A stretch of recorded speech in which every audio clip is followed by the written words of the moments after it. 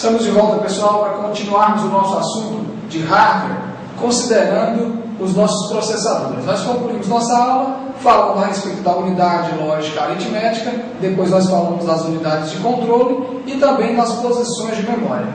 A ideia hoje, continuarmos essa aula, é falando um pouquinho sobre os caminhos percorridos pelos dados.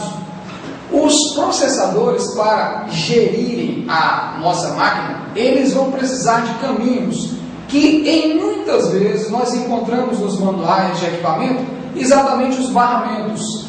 Essa expressão barramentos vai persegui-los durante muito tempo. Então, você pode olhar no seu material, aí nos seus apontamentos, que os barramentos vão significar caminhos por onde os dados serão manipulados ou coordenados pelo nosso processador.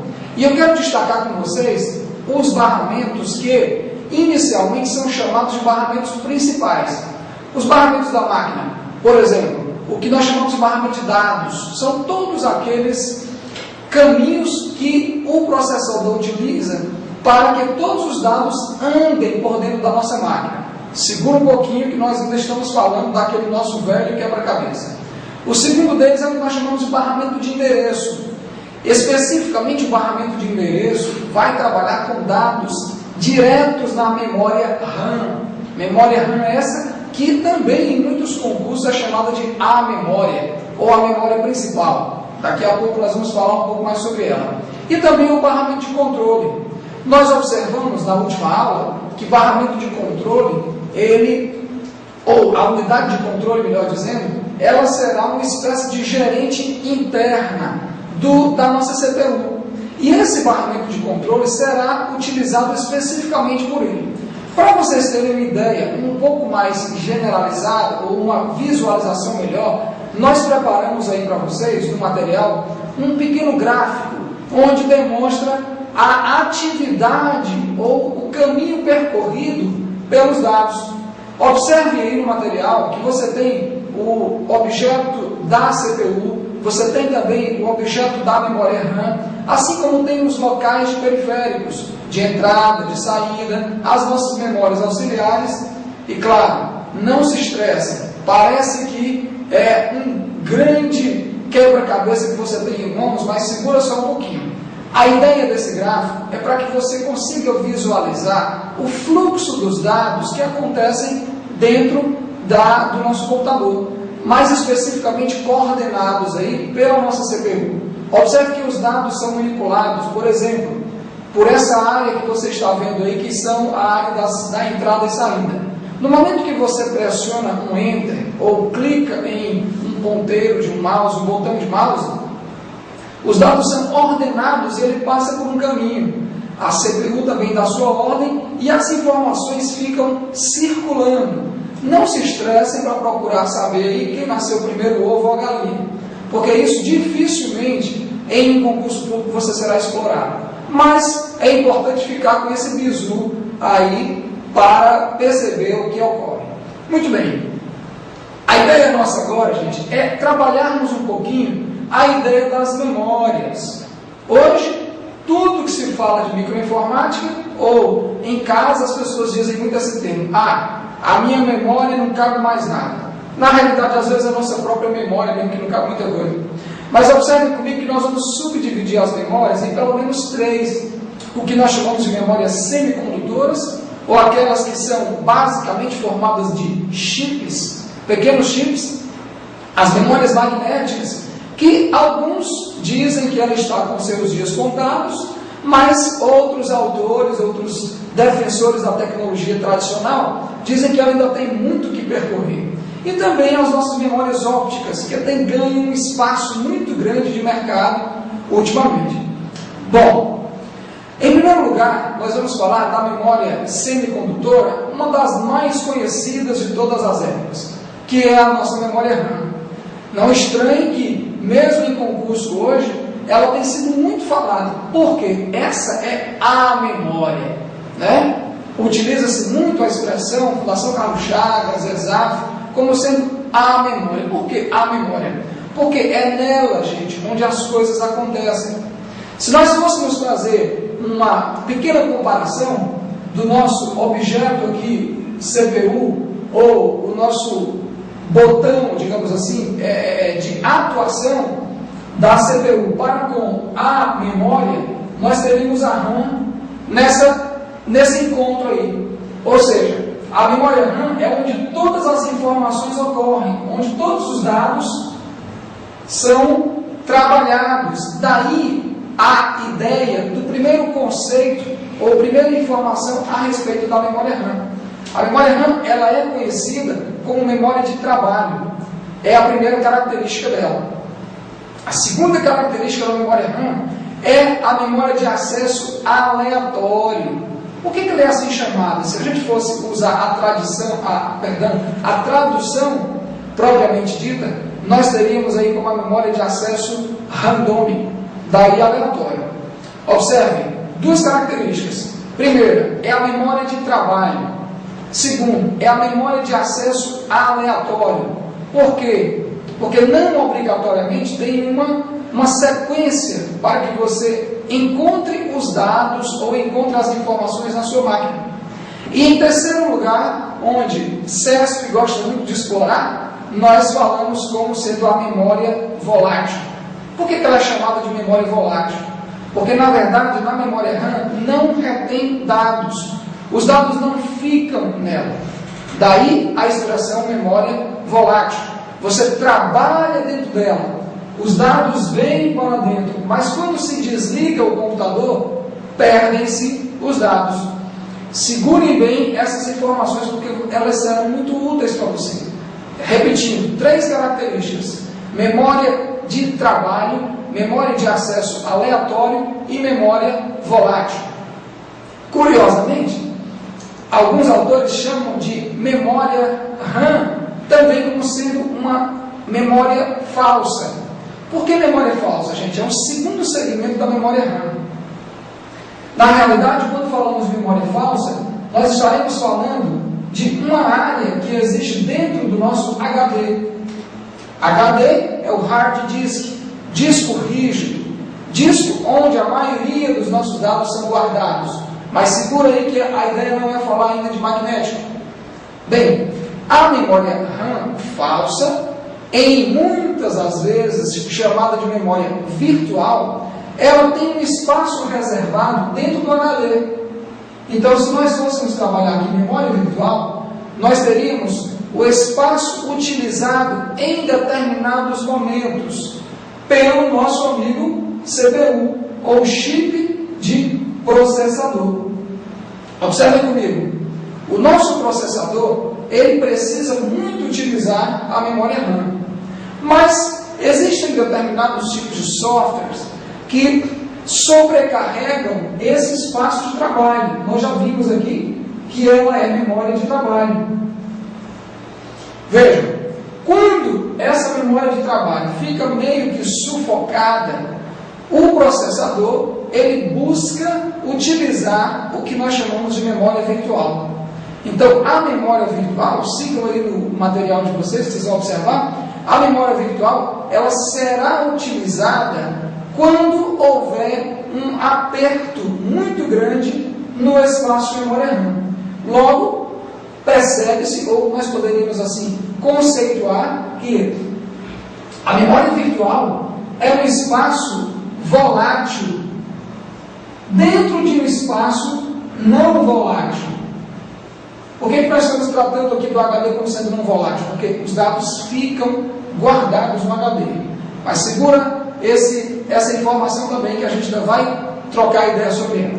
Gente, memória RAM, memória de trabalho, acesso aleatório, memória volátil. O que nós chamamos de memória RAM falsa ou memória virtual? É o espaço onde está dentro do HD reservado para, em alguns momentos, serem utilizados pelo nosso processador. Muito bem. Muito se fala a respeito de DRAM. E, na realidade, a DRAM ela vai ter uma especificação muito mais para a dinâmica que acontece dentro aqui da memória RAM. Sabemos que a memória RAM, os dados ficam sendo trabalhados aqui dentro. E a essa dinâmica, os autores chamam aí de DRAM.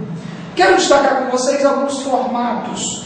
Formato SD-RAM, talvez um pouco mais antigo. É muito difícil hoje você encontrar essa expressão dentro do nosso concurso público. Mas percebam, DDR, a explosão atual. A DDR, ela é a memória dinâmica, muito mais no sentido de duplicar essa informação, ou esse bate-papo que existe entre chip de CPU e memória RAM. Então, a ideia dos fabricantes é fazer com que ela seja dual, ou seja, duplique a velocidade de acesso. Repetindo que o processador vai precisar muito desse espaço da memória RAM. Outra, hoje se fala também a respeito de DDR2, DDR4 e por aí vai. Nós queremos apenas destacar, nesse momento, que não pode ser esquecido a evolução das memórias. E eu quero ainda destacar com vocês, rapidinho, apenas esse gráfico que vocês estão encontrando aí no material. A evolução das memórias, onde a ideia é que você tem aí DDR3, DDR4 e assim por diante. Muito bem, o nosso próximo passo é trabalharmos um pouquinho a respeito de uma outra memória, que também é muito cobrada, muito falada nos concursos públicos, que é a memória cache. A memória cache ela tem uma função fantástica. Na realidade, a memória cache ela vai servir como uma espécie de antessala, tá? Na verdade, a memória cache hoje ela pode ser dividida em pelo menos 3 níveis. O que nós chamamos de nível L1, nível L2 e nível L3. Observem comigo. Em primeiro lugar, as características de uma memória cache. Primeiro, ela é uma memória volátil também. Os dados não ficam retidos nela. Segundo, ela é bem mais rápida do que a própria memória RAM. Logo, ela tem aí um espaço bem menor de trabalhar. Tá? Ela é, na maioria dos casos, interna. Interna a quê? Na verdade, ela é interna ao processador. Observem comigo que aqui nós teríamos um modelo já de cache, chamado de cache L1. Na cache L1, nós temos um acesso muito rápido e ela é muito pequena, tá? Faz as atividades constantes, ou seja, é o momento onde o programa está na tua mão. Se nós fôssemos exemplificar ou concretizar a ideia, na memória cache especificamente, nós temos as atividades que estão acontecendo naquele momento. Por exemplo, no momento que você está assistindo essa aula, a memória cache está atuando juntamente com o processador para que a tua resposta seja o mais rápido possível. E aí, nesse momento, a memória cache, na sua área chamada, o seu nível L1, é quem está com o programa na mão. O segundo nível é o que nós chamamos de nível L2. Na maioria dos casos, a cache do tipo nível L2, ela é aquela que é vendida. Na verdade, se você olhar na configuração da sua máquina, você vai encontrar lá algum tipo de cache L2. Hoje, nós estamos aí na casa de 1 mega, 6 megas, alguns equipamentos até com 10 megas de cache. Detalhe, a cache, ela é uma das memórias mais caras de se fazer atualização. Então, na maioria dos casos, é preferível que você aumente a sua memória RAM do que ter que aumentar a memória cache. Então, observe comigo. Nível L1, interno. O nível L2, em alguns casos, ele fica externo. Ele fica externo sendo utilizado pelo chip de processador. Mas observe que quando houver em alguma máquina, que na verdade a tecnologia hoje tem trazido praticamente todas as máquinas com o modelo de nível L3. Mas quando houver um caso onde há ausência de nível L3, a L2 será obrigatoriamente externa. Muito cuidado com esse bizu. Muito cuidado. Observem que no caso do nível L3, ela será obrigatoriamente externa. Porém, quando vier L3 a L2 será interna juntamente com L1. Vamos repetir? Vamos lá. Observe. Se eu tiver uma máquina com um processador de apenas 2 níveis de memória cache, eu terei nível L1 no próprio processador, nível L2 externo. Externo, então, entenda-se na placa-mãe. Se eu tiver uma máquina onde tenha um nível L1, L2 e L3, o nível L1 ele será interno juntamente com o L2 e a parte L3 será externa. Percebam comigo detalhes. No caso da memória cache, você vai observar que a função dela é servir, de acordo com o que a ESAF nos colocou em uma das suas provas recentes, a cache ela vai servir de ponte entre processador e memória RAM. Entenda-se ponte, ou seja, uma forma mais rápida, um caminho melhor a seguir para chegar na memória RAM. E aí eu quero recordar rapidinho com vocês alguns detalhes. Na nossa peça de quebra-cabeça número 1, nós entendemos a respeito do processador. Ele é o responsável pelo processamento, mas nele não se guarda nada. Agora nós vimos uma segunda peça muito importante, que é a memória RAM. Em seguida nós trabalhamos com a cache. Porém, quando o processador trabalha dentro da RAM, ele vai precisar de alguns acessórios que farão com que ele tenha um desempenho melhor. Isso nós já falamos um pouquinho. Já falamos sobre barramentos e agora estamos falando sobre a necessidade que existe da memória cache. Repetindo, nível L1, L2 e L3. Para que vai servir a memória cache? Para fazer um tipo de ponte entre processador e memória RAM. Guardem isso com carinho que a gente vai falar um pouquinho mais à frente sobre ele novamente. Muito bem, gente. Vamos falar agora a respeito de memória ROM. Ela muitas vezes fica encostada. Sabe por quê? Porque a memória ROM ela tem uma função muito mais para a máquina do que para nós propriamente dito. E eu quero destacar com vocês pelo menos algumas características da memória ROM. Primeiro que ela é uma memória somente de leitura. Vocês estão vendo no material isso aí, que ela é apenas para ler. A máquina faz a leitura. E as observações importantes. Ela ativa um programa que nós chamamos de BIOS, Basic Input Output System, ou seja, um sistema básico de entrada e saída. A memória ROM também ativa o que nós chamamos de POST. Na verdade, o POST seria Power on Self-Test. É um autoteste que se faz na máquina. Certamente que vocês já observaram isso. Quando você liga a máquina, tem uma série de testes. Até a impressora é testada, a própria memória RAM é testada, os drives de CD ou drives de DVD também são testados. Então, essas ações acontecem a partir da leitura de um tipo de manual. É como se a máquina fosse ler aí um check-in, ou fosse observar esse check-in. Sabe como é que é o nome desse check-in? Setup. O setup da tua máquina é onde tem todas as coordenadas de quem será lido, que hora será o sistema, como é que está o sistema, se está trabalhando bem ou não. E existem até ramificações da memória ROM, no caso de EPROM ou memória PROM, mais à frente nós falaremos um pouquinho sobre isso. Na nossa próxima aula, a gente dá continuidade a esse assunto interessantíssimo, que é o assunto de hardware.